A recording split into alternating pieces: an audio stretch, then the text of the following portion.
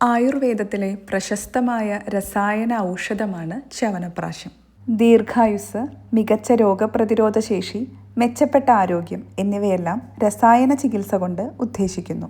ച്യവന മഹർഷിക്ക് യൗവന സൗഭാഗ്യങ്ങൾ തിരിച്ചു നൽകിയ അത്ഭുത ഔഷധക്കൂട്ടാണ് ചവനപ്രാശമെന്നും ദേവവൈദ്യന്മാരായി കരുതപ്പെടുന്ന അശ്വിനി ദേവതകളാണ് ഇതിൻ്റെ ഉപജ്ഞാതാക്കൾ എന്നുമാണ് ഐതിഹ്യം. അഷ്ടാംഗഹൃദയത്തിലെ യോഗമാണ് ഇതിൻ്റെ അടിസ്ഥാനം. ദശമൂലാദി മരുന്നുകൾ ചേർത്ത കഷായത്തോടൊപ്പം നെല്ലിക്കയും കിഴികെട്ടി വേവിക്കുന്നു. അരിച്ചെടുത്ത കഷായത്തിലേക്ക് കൽക്കണ്ടം ചേർത്ത് കുറുക്കി നൂൽ പാകമാക്കുന്നു.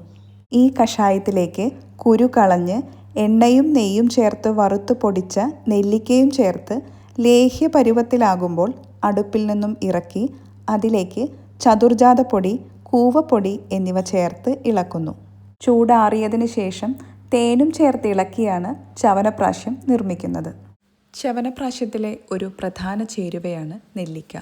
ഇതിൽ ഉയർന്ന അളവിൽ വൈറ്റമിൻ സി അടങ്ങിയിരിക്കുന്നു. നെല്ലിക്കയിൽ അടങ്ങിയിരിക്കുന്ന വൈറ്റമിൻ സി ടാനിൻ സംയുക്തങ്ങളുമായി കൂടിച്ചേർന്നാണ് ഇരിക്കുന്നത്. ആയതിനാൽ അത് ചൂടാക്കുമ്പോൾ ചെറിയ അളവിൽ മാത്രമേ നഷ്ടപ്പെടുന്നുള്ളൂ. ചവനപ്രാശം പ്രധാനമായും കുട്ടികളുടെയും പ്രായമായവരുടെയും ശരീരബലത്തെ വർദ്ധിപ്പിക്കുന്നു.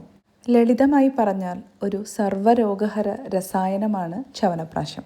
ഇത് വിട്ടുമാറാത്ത ചുമ, ശ്വാസം മുട്ട്, ദേഹക്ഷീണം, വാതരോഗങ്ങൾ, മൂത്രാശയ രോഗങ്ങൾ, ശുക്രദോഷം, സ്വരഭേദം എന്നിവയെ ശമിപ്പിക്കുന്നു.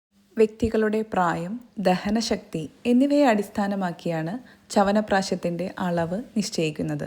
ചവനപ്രാശം കഴിച്ചതിന് ശേഷം പാൽ അനുപാനമായി നൽകാവുന്നതാണ്.